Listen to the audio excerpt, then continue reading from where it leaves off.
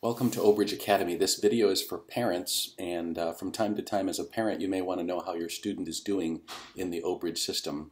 So if you have questions about how your student is performing, perhaps what their grades are, you want to see a progress report, you want to just check to see how your student is doing, all this information is available when you log in as the student in the system. There really is a lot of wealth of information that you can view when you're logged in as the student. So grab your student's user ID and the password and then click login.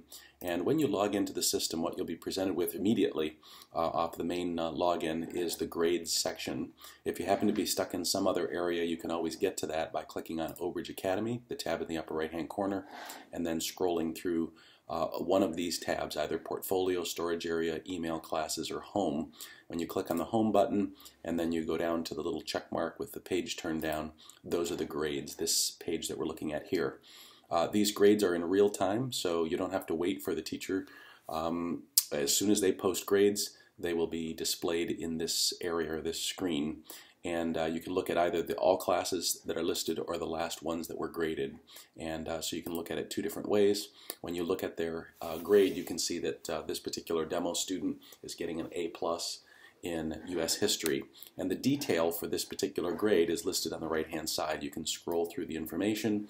We see a few things here. This particular student has grades for assignments that were actually exempted. Whenever you see this little gray circle, it means you do not have to do the work. This student in this case did it anyway, and it's been graded. But generally the exempted gray circles mean you do not have to complete that work. These that are not exempted, that show 30 out of 30, means that that student did complete it and in this case got a perfect grade. And then as you scroll down, you can see the rest of the grades for this particular student in this particular class. Similarly, the one below it, English 1, in this case the student hasn't begun anything, or when they have begun it they've gotten a very low score, and that's why the grade is so low here. And you can see they did 12 out of 60 in the first life lessons exam, but they haven't completed anything past that.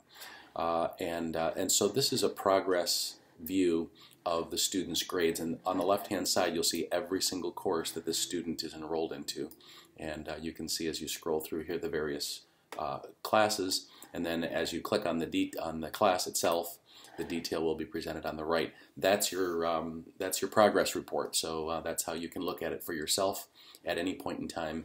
In real time you can see that. In addition, if you click on the classes tab and you scroll around, sometimes it's located towards the bottom, sometimes it's on the top. There will also be a report card, and this is a report card that shows you how you're doing at a glance. This is just a quick one. It shows when it was last updated, and it shows the grades for this particular student. So that's a quick way of looking at grades for a student. Also, if you are in any of the classes, for example, if we're in the Art 100 class, you can also look at My Grades in each class. It's usually on the left-hand side by the red bar.